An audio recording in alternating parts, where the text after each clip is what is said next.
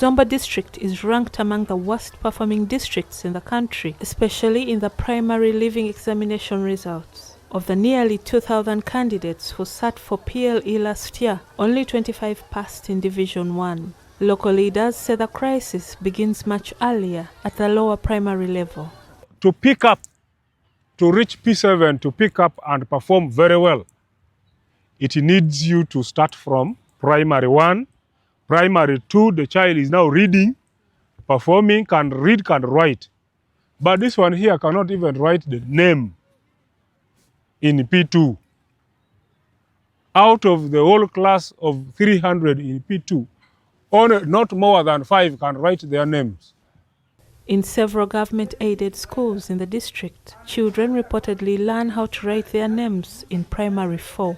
Education officials attribute this to overcrowded classrooms and a critical shortage of teachers. Even some of the P4 classes here, when you pick and bring here, write your daddy's name, write your name. Unless the person, the kid, crying how to write his or her name, they will be successful. If not, will fail. So when they start late, by the time they are reaching P7, slowly, they cannot catch up with the other pupils in other areas. And lower classes in a class may have learners from 200 to 300 congested in a class. So we still need more classroom to be constructed to decongest the learners in lower classes. The district has 92 government-aided primary schools. However, only 67 stretch up to primary 7. With 912 teachers, the district still needs 500 more.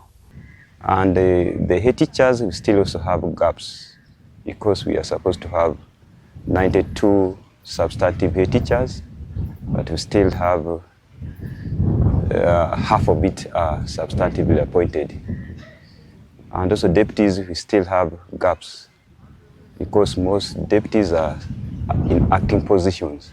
Padea Primary School is the only government school in Padea Town Council. The school is heavily populated with pupils crossing over from the Democratic Republic of Congo. In primary 1, 2, and 3, enrollment is so high that classrooms are divided into 2 streams. However, there are no desks. Learners sit on the floor. We tried them sitting on bricks and stones, but we came to realize that it would harm them. We stopped. So the parents now improvise some caveras. They come with caveras, they sit on, they move with them to and from home to school. The school has 15 teachers, with 3 handling the lower classes. Monitoring the performance of learners is nearly impossible.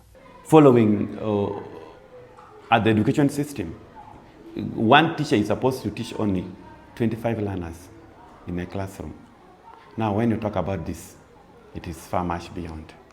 The learners ratio or the teacher ratio is too high. And this affects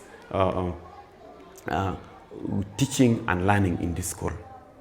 Instead of having many teachers in lower primary, we end up having only 3 teachers teaching lower primary. A teacher is supposed to move among learners and cater for individual differences. So now, as the learners are many, individual cases are not managed by the teacher. There is a special need learner who needs the teacher's attention. But on realizing that there is no space for the teacher to even pass and help that particular child, a needy child. While the lower classes are overcrowded, the number of learners drops sharply by primary 7. For instance, while there are 439 learners in primary 4, primary 7 has only 48 learners. There is one pertinent issue, that is parental support. Here, I've seen that the parents do not support their children. And that has affected the school so much.